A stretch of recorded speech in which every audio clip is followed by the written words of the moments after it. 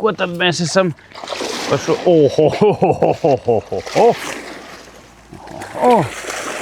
Mums ir sops vienmēr tā tradīcija. Iebraukt viršos. Veiksmes desiņa, kafija, enerģijas ūdentiņš un aiziet uz copi. Ļoti perspektīva smuka vieta. Bet, cūkmeni te ir bijuši maksimēti. Lūdzu, savāciet aiz sevi šito visu muskaru. Lai man tas nav katru reizi jādara. Patīk sēdēt skaistā vietā. Kolēģi makšķernieki, teikšu tāds skarbus vārds. Nesiet cūkas. Lūdzu, savācies aiz sevis. Mēķu pakas, barības pakas, maisas. Lai tas nepaliek dabā. Ar ko atbraucāt, ar to aizbrauciet. Vai manā gadījumā bišķiņu vairāk būs. Ja jūs redzat tik daudz pludiņus vienā vietā, tas ir pilnīgi skaidrs. Būs makšķēšana pludiņu. Bet es, protams, ķeršu fīderi. Un šodien mums ar Andri mazā sacensībiņa pludiņš pret fīderi. Esam Ogres upē, skatīsimies, kā būs, lai uzvar komanda draudzība. Jau nav pa uzvaru runa. Nav. Salīdzinājums vairāk, kad nav tikai jāmakšķerē fīderi, ka var noķert tikpat un varbūt pat vairāk arī ar pludiņu. Tā kā šīs dienas garumā skatīsimies, kāda būs rezultāti. Bet kurš uzvarēs? Uzvarēs? Pludiņu. Skatāmies. Vai.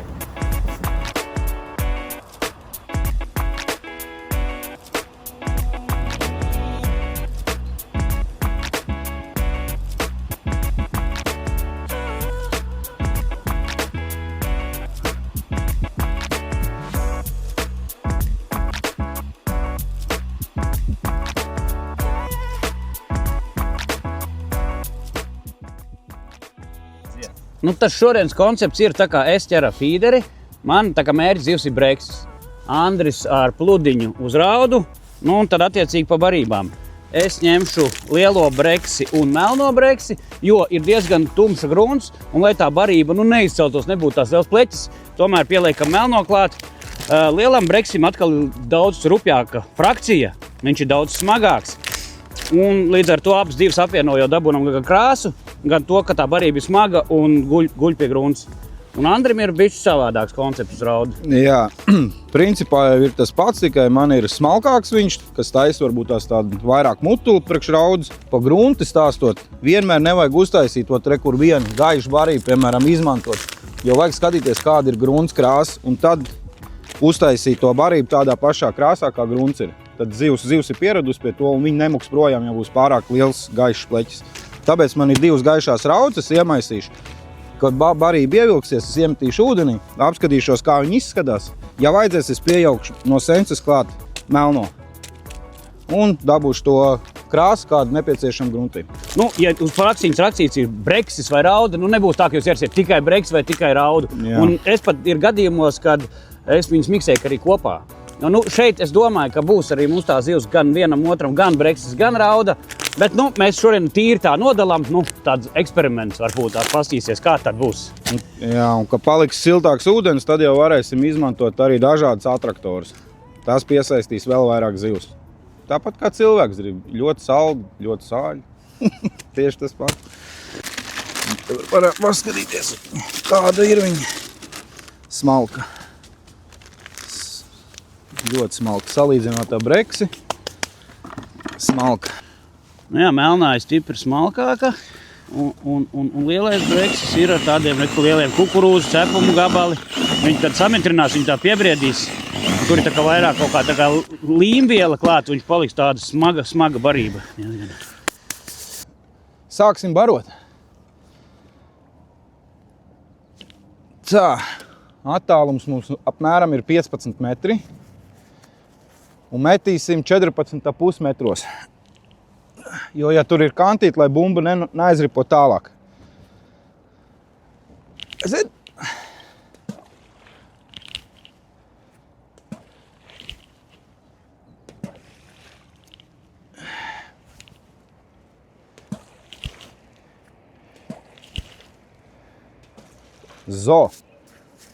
Gaidām zivis. Šodienas setupā es esmu palicis bez savu iemīļotā Herkules krēsla un visiem aprīkojumiem, bet pilnīgi mierīgi var arī šādi. Sēžam uz ziemas kastes, tur var iekšā salikt barības, visu. Uz spainis saliekam žāklītes, visu uz mazām staklītēm. Varam viņus aizņemties no mammas dabas, vai nu arī izmantot šitādas te. Un arī ļoti ērti sēdēt. Tā kā varbūt nav tik aktīva tā cope, mēs šeit varbūt pārvietosimies uz citu vietu, meklēsim, kur tā zivs, jo šeit ir tāda migrējoša zivs. Lai nav, ka tu esi uzkrāmējies šausmīgi un tad tā novākšanās aizņem pusotru stundu. Ja kā es šodien tādā vieglajā aprīkojumā, copīte. Kaut kas pienāca, jā, es tikko uzbarojos, bet, nu jā, Andris uzbarojās tikko kaut kādiem 15 metriem ar 10 bumbām kaut kādām lielajām, un es kaut kādos 25 metros, es jūtu, ka es esmu bišķiņam pa tuvu, ja es ar savu feederu barošanu tik daudz barību nevaru ielādēt, un mēs vienkārši šo zivu varētu tā kā pašķērīt, es varbūt aiziešu tālāk uz metiem 40, jo grunts ir diezgan līdzīga, jo šitien ir laikam tā Ogres upe bagarēta, un te nav kaut kāda liels kants vai kaut kas. Tā kā, bet nu startiņā pamēģināsim kaut kādu pirmā zivtiņa bija, reku bija pirmā copīta tikko pēc, viņš atkal copē. Tāpēc jau viņš ir,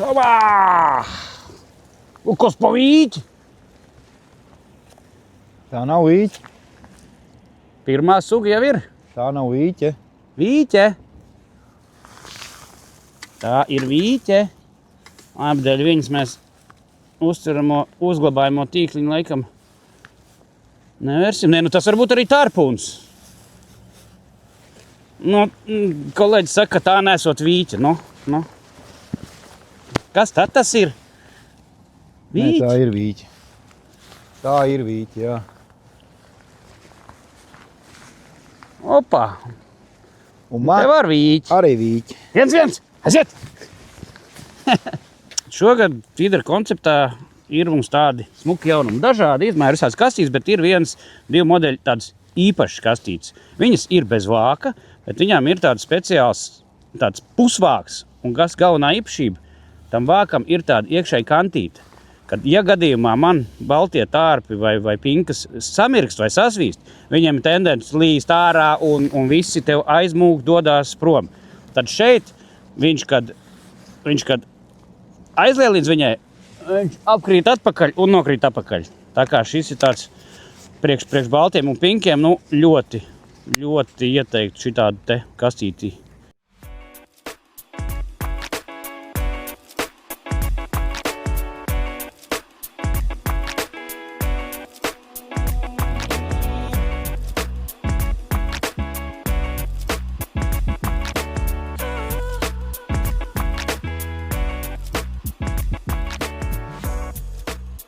Tā kā vienmēr es saku, mainiet tehnikas, taktikas un rezultāti būs.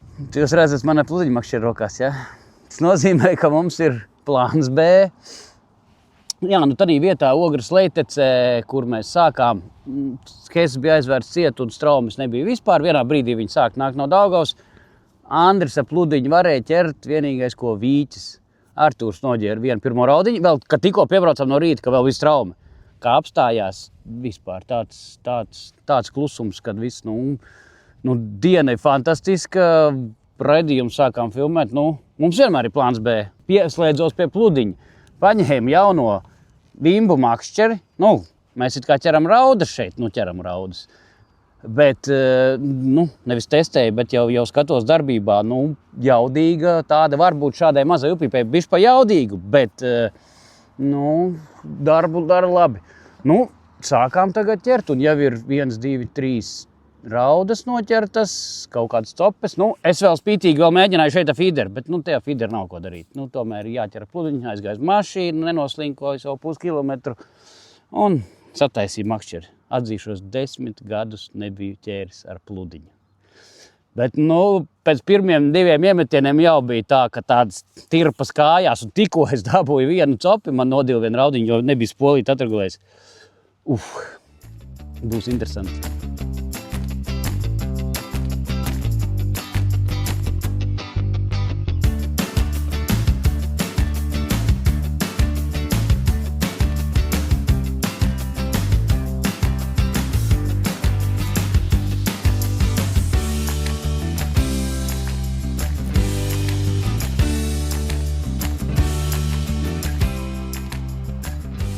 Ja grib zivis, ir jāiemet bumbiņi. Un to mēs tagad darīsim. Jo viss copīts mums principā bija, kad iebarojām.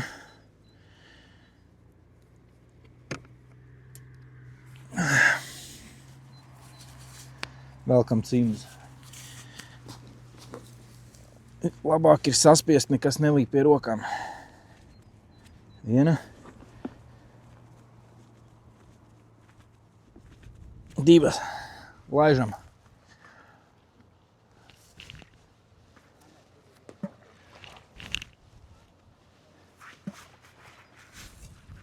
Un tūlīt būs. Nu, plūdiņš rullē. Sakritība. Diez vai. Tā ir realitāte. Attiecīgās vietās, attiecīgā laikā plūdiņš ņem virsroku. Paskatīsimies, kas mums ir. Ui! Tā mums nav imba. Tā mums nav imba.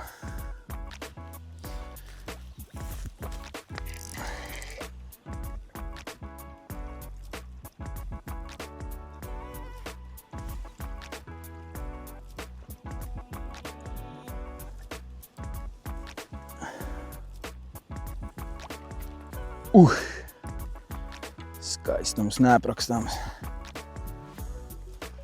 Plūdiņš, plūdiņš. Mēs tik slāni. Šī brīdī man ir rokā mačkāts, Elite 15. Lejā, kur mēs makšķerējam, tur man bija mahs. Šeit, diemžēl, mahu nevar pamakšķerēt. Pa liels trauma ir. Bet ar maču, ar bolonēzēm viss notiek, viss ir ideāli. Un pagaidām ir 4 gramu plūdiņš, vairāk nevajag. Olīvīti ir sviniņu vietā. Ui! Un 40 cm gatavā pavadiņa. Un es teikšu, ka mačs Elite 15 rullē. Oh! Šit bija labs.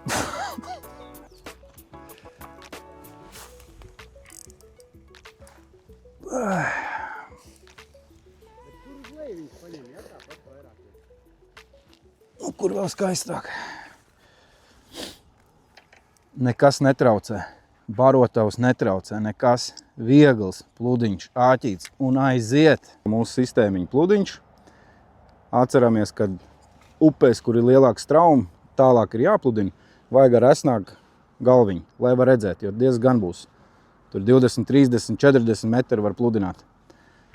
Aukliņi mums ir šī gadījumā 0,20. Tālāk mums ir štoperīts, nāk olīvīt sviniņš. Es izmantoju vienu, lai nav tā muģināšanās, kad met olīvītu, var palikt kā tu gribi augstāk zemāk, jo ir štoperīši. Tas arī ir no svaru, var spēlēties. Pavadiņi. Mums ir šī gadījumā 70 cm. Bet ar to arī var spēlēties. Āķīts 12.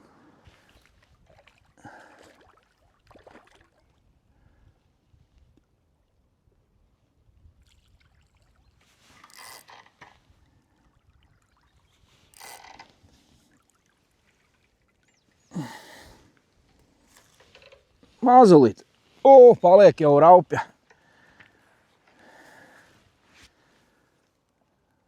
Paliek jau raupja.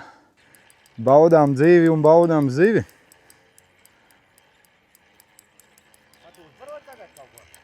Ir?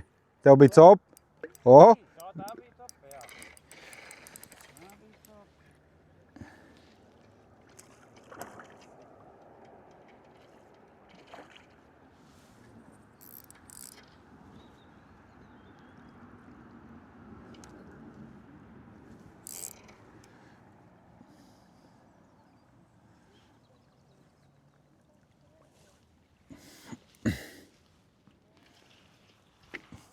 Tas ir bērniņš.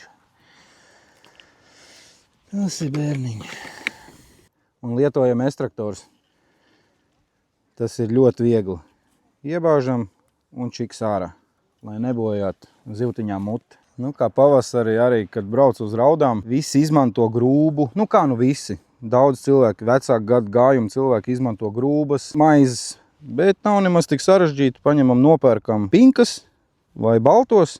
Pat šī gadījumā arī motils nav vajadzīgs. Bet vajag eksperimentēt, jo raudu tomēr ir kaprīz. Tu uzliec pinkas pamakšķerē, jūt, ka vairāk neņem, pamainam. Pamainam krāsiņu, pamainam daudzu. Spēlējamies ar to visu, nesēžam vienmēr uz vienu veidu esam un uz vienu veidu, daudzumu.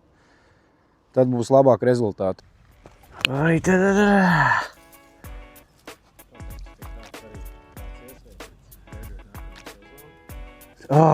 Tā, jaunais elite vimba kāds iesvērtīts. Nav ar vimbu, bet ar raudu. Nav ar lielu, bet tas ir ļoti mazsvarīgi. Cik skaisti tas ir.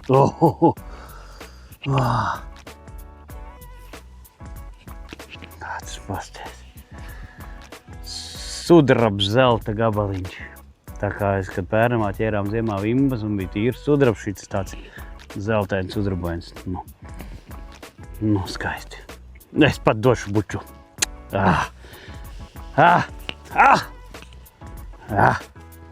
Un tur ir nākamā. Tur ir nākamā.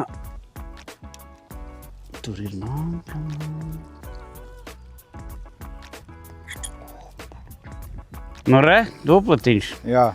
Nu, ko es varu pateikt? Nu, feeders šodien. Pī. Jā. Nu jā, ir vietas, kur tomēr pludiņš dominē, un tā viņš arī dara. Nu, es pat jau zvērināts feederists, es jau pirms tam stāstīju, 10 gadus nebiju pludiņu lietojis. Pārslēdzos, man vajadzēja aptuveni stundu, lai es atslēgtos atpakaļ, atcerētos, kas ir pludiņš un kā to jādara. Un rezultāts, jā, ir vienkārši baudījis šādi. Mums ir eksperts, kurš māks pabarot dziļumu, iestādīt visu perfekti. Yes. Un kātiņi arī strādā. Jā, nu reku mačs. Iesakām, jā. Vimbu. Ar maču nevajag tikai makšķerēt upēs, ar viņu ar ezeros, stāvošos ūdeņos. Ļoti tāls metiens var izdarīt. Nu reku tepat ar pludināšanai. Nemocīsim. Jā, ziltiņas laidīsim atrapakaļ.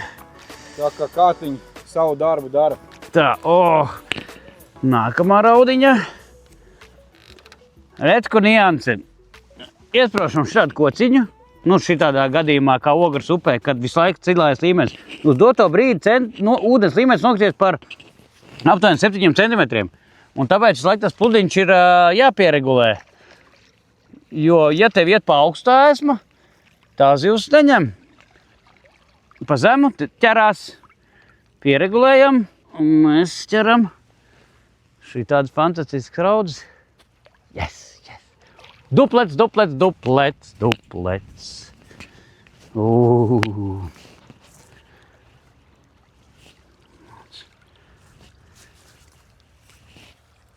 Beidzot, es esmu šo piedzīvojis. Ogras raudas. Tik daudz ir nostāstu dzirdēts un viss. Nu, re. Tas jau kā. Nu, tagad meistaram ir lielāk bišķi. Lielākā kļūda, ko es redzu pie ūdeņiem, kad jaunie makšķernieki, nu ne tikai jaunie, atnāk makšķerē, uzliek kaut kādu sviniņu, ka pludiņš stāv pusē. Tā ir liela kļūda, jo raudas ķerot, viņi ir diezgan jūtīgi, viņi jūt pretestību, viņas pļauj ārā. Tāpēc vajag iegremdēt pludiņu no 2 līdz 1 centimetru iekšā, un tad jūs redzēsiet katru mazāko copītu, un copīšu brīdī jums ir jāpiecērt. Nu, paši tā sistēmiņa. Pludiņš 4 grami, tad ir olīvīte arī 4 grami. Un tad, lai ir tikai viena olīvīte, lai nav vairāk sviniņu klāt, tad nepiņķerēsies. Ja ķer ar mahu, tur šitāda sistēma netais. Tur tais bumbiņas liek, tais krellītes. Ja jums būs šāda sistēma, jums nepiņķerēsies nekas. Galā vēl iesieniet griezulīti, un ten ir pavadiņi. Un viss notiek, un zivis ķerās. Un atcerieties, kad ir zivis jābaro, it sevišķi straujā upē. Mēs pašlaik atrodamies kā 10 cilvēki pie upes. Mēs redzam, ka tikai viena kompānija kaut ko ķer, un, protams, mēs ķeram. Ir jābaro. Ja grib zivis, ir jābaro. Kā izvēlēties vietu pie upes, kur makšķerēt? Šeit mums ir lielāks trauma, ko redz pa kreisi. Es stāvu reku uz kociņu pretī, tur iet diezgan liels trauma un aiz viņu ir atstraumīta. Mēs metīsim atstraums malā un straums, lai lēnām viņš iet uz priekšu. Nu, parādīšu. Un makšķeri turam, jo mums aiznes straumu auklu ļoti ātri pa priekšu, makšķeri turam augstāk. Kamerā noteikti būs redzams, kā. Un lēnām laižam. Svinam ir jābūt obligāti virs gruntes, nedaudz centimetrs, lai viņš neķerās. Šī upē, šī situācijā viennozīmīgi. Jā, es zinu, ka pagājušajā nedēļā kungi bija un kaut kādi vietējie puikas ātri jau tur 3 raudus saķēra. Bišķi zemāks ūdens bija, tagad ir lielāks ūdens. Tur, kur tā rauda stāv, tad būtu jāmet varbūt it kā ļoti maza upe, bet 100 gramu barotavu kaut kāda. Tad tas nestrādā vairs. Tur ir kaut kāds jaudīgais fiders, bet ir kaut kādi 50 gramu jau fideri nestrādā. Jā, pārslēdzos uz pludiņu. Esmu jau teicu, pārlaimīgs, priecīgs. Jā, mani vimbu makšķeri, kas neatbilst šai te upei un šiem te 4-5 gramu pludiņiem, kas tomēr plānot uz kaut kādā ap 20 gramiem pludiem, bet vienalga ir kaifs. Es jūtu, kad es atgriezīšos pie pluda, višķi apakaļ, jā, mans jaunais skolotājs ir atkal parādījis, atsvaidzinājis nianses, ko es biju piemirsis par šiem 10 gadiem. Pludiņš, ja jūs esat tur pludiņu pārgājuši uz fideri, pamēģināt atgriezties, paigi interesanti būs. Ideāla diena, pūkstens ir 5:30 vakarā, mēs sākām ap 8 no rīta. Jā, viena vieta, kur mums tur nebija straumi un neizdevās tās fīderes ar pludu. Pārslēdzāmies tīri uz pludu. Androns man pastāstīja, atsvaidzināja atmiņas, kā jāķer ar pludu ir. Es arī noķēru kādas savas 6-7 raudus un domāju, ka šitādu superīgu raudu mēs varam noslēgt šīs dienas raidījumu. Jā, šis ir kapitāls. Skatās arī, ka dienas lielākā. Tuvu tam. Man bija resnāka tikko. Bet smuka. Skaists zivtiņi. Lielāks pa vimbam. Andri, fināla zivs šodien. Un ne mazākā, es teiktu, savi 600 grami stabili. Ko tad mēs esam par šo?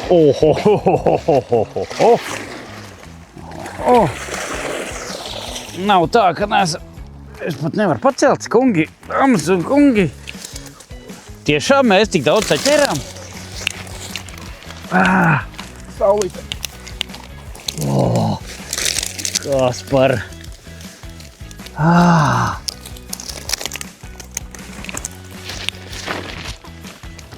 Pludiņš. Paldies, Andri. Ar fīderi es nebūtu saķēris ne tuvu tik daudz šodien šī vietā.